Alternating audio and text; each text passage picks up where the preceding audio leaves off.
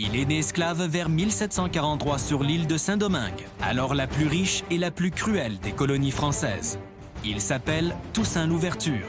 Enfant, il grandit sous le soleil brûlant des champs de canne à sucre, au cœur d'un système d'une violence permanente. Mais Toussaint observe, il écoute les maîtres, les contremaîtres, et il comprend que ce monde repose sur une injustice totale.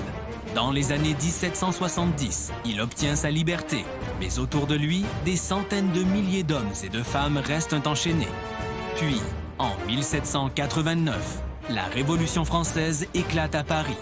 On parle de droits de l'homme, mais aux Antilles, rien ne change. En août 1791, la patience est à bout, une immense révolte d'esclaves déferle sur le nord de l'île. Les plantations brûlent, c'est le début d'une guerre totale.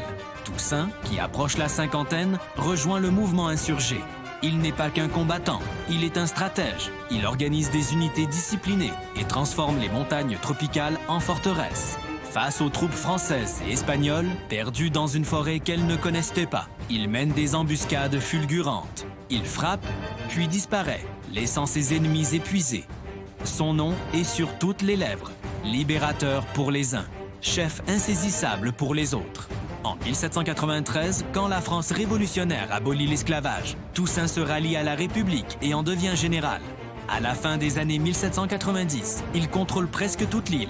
En 1801, il promulgue une constitution pour Saint-Domingue qui affirme que l'esclavage ne pourra jamais être rétabli. Le voilà gouverneur à vie, un destin inouï pour un ancien esclave. Il relance l'économie, mais avec des travailleurs libres. Mais à Paris, Napoléon Bonaparte voit cet homme comme un affront. En 1802, il envoie une immense flotte pour reprendre le contrôle de l'île par la force. La guerre reprend, plus violente encore. Malgré son génie, Toussaint est isolé. On lui propose une paix trompeuse. Croyant à la parole donnée, il se rend sans armes en mai 1802. C'est un piège. Il est arrêté, mis au fer et déporté en France. Il ne verra plus jamais les tropiques.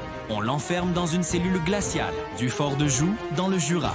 Coupé du monde, affaibli par le froid et la faim, il meurt le 7 avril 1803.